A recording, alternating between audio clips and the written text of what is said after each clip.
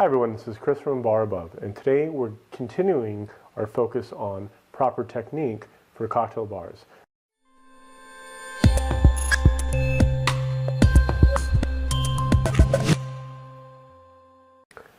So in the previous video on mixing, we covered the fact that if it's something is spirit-based, you want to go ahead and stir that. Now if you've introduced any kind of egg whites, cream, or citrus juice at all, anything cloudy, you want to go ahead and shake. Now shaking is going to go ahead and accomplish a couple different things. First of all, it's going to integrate the ingredients together very well. And another thing is going to go ahead and chill and dilute the cocktail down substantially. So if you utilize an all-metal shaking set like I do, or if you have a pint glass that uses the bottom or a cheater tin, it's completely up to you or the place you work at. For me, I personally prefer all-metal because there's been too many times where a pint glass is shattered on me when I shake it or try and seal it, and at the very least it breaks in my ice and I have to kind of scoop it all out and be out of service for a couple of minutes, and I've actually had to go to the hospital to get stitches a couple different times. So that's my own personal reason for using all metal. You don't have those variables anymore. Now either way, when you begin to build your drink, you want to utilize a smaller portion to put all your contents in. If you were to utilize the bigger portion and create all your cocktails in here, you have a lot more volume that you can fill up. And when you go to seal the drink, or seal the shaking tin, the top of this will actually get sealed right about here. And if your cocktail goes above that, when you go to shake, it's just going to get everywhere, either on you if you do it right, or on your guests if you point it in the wrong direction. So get in the habit of building in your smaller tin. So now that you have your cocktail created and you have ice in your smaller glass here, all you have to do is seal it. And all you have to do is line it up and put a little pressure on top of it. And a lot of bartenders like to do it at a small angle like this. I personally prefer it to go straight up and down. It's just a personal preference. But if you do a little bit of bow, it's a lot easier and it'll still give a really good seal. At this point, all you're going to do is give it a good amount of shaking. You want to put a lot of energy into this.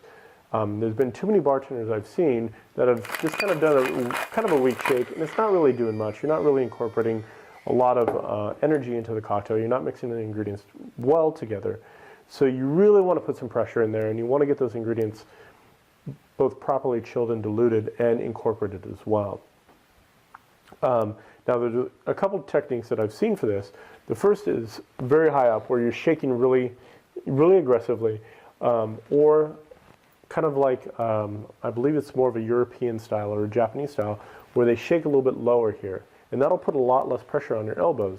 So if you suffer from tennis elbows like a lot of craft bartenders do, that might be something you want to incorporate, is kind of a lower shake. But either way, you really want to put a lot of pressure in. You want to put a lot of energy and incorporate those ingredients together.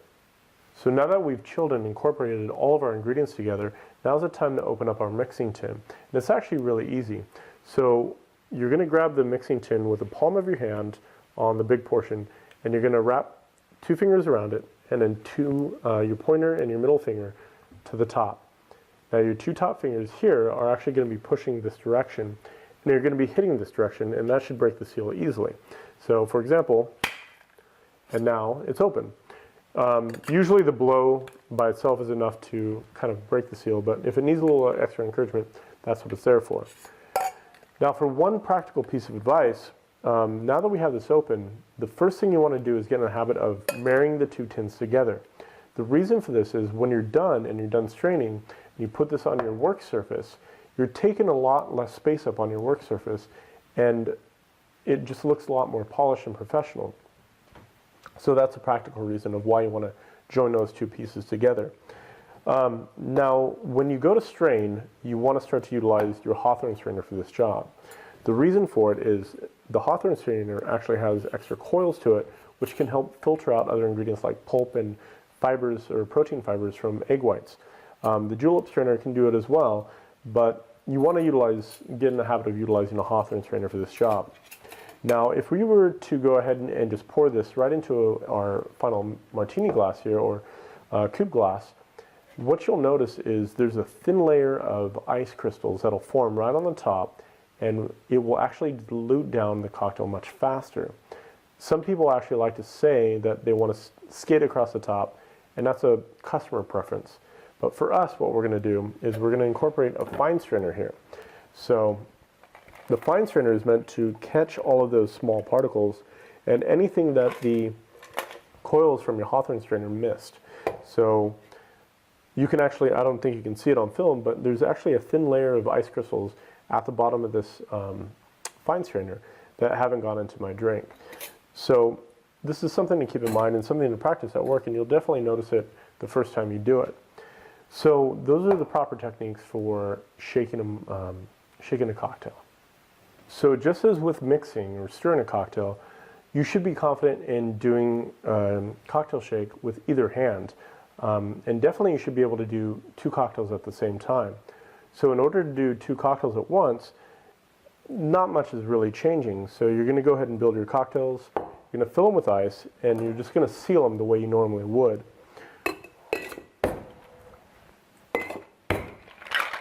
Now, from here on out, you're going to grab the shaking tin with just 2 fingers and then 2 fingers on the top. And then keep your thumb on the inside of it to kind of hold everything together. You're going to have a little control over it if the thing starts to break open on you. Now, from this point, I see a lot of bartenders adding a little personal flair and kind of grabbing the attention of their customers by banging the 2 things together like this. And that'll definitely send the message of, all right, here we go, it's showtime. Now, there's a couple different techniques for doing this. It's all about personal interpretation at this point. So a lot of bartenders will do this, what I call the double pump, whatever you want to call it, or the piston, where they go offset. And I recently saw a bartender kind of do something I haven't seen before, and that is a different kind of style where he'll shake one underneath one arm and over the other, and then alternate, just like that. And kind of grabbed my attention and showed me that he's extremely confident in what he's doing. He obviously is very skilled, and I'm going to have a good drink tonight. So when you're done shaking, everything else is going to pretty much apply the same exact way. You're going to break it open, you're going to marry the 2 pieces together,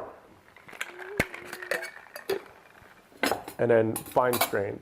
So with anything anything shaken, you want to get in the habit of fine straining to get those small particles out. So in a few weeks, we'll have another series dedicated to something completely focused on developing your skills behind the cocktail bar. But until then, I hope you guys have a great shift, and cheers. If you enjoyed this video, subscribe to our YouTube channel, find us on Google+, or visit us at abarabove.com.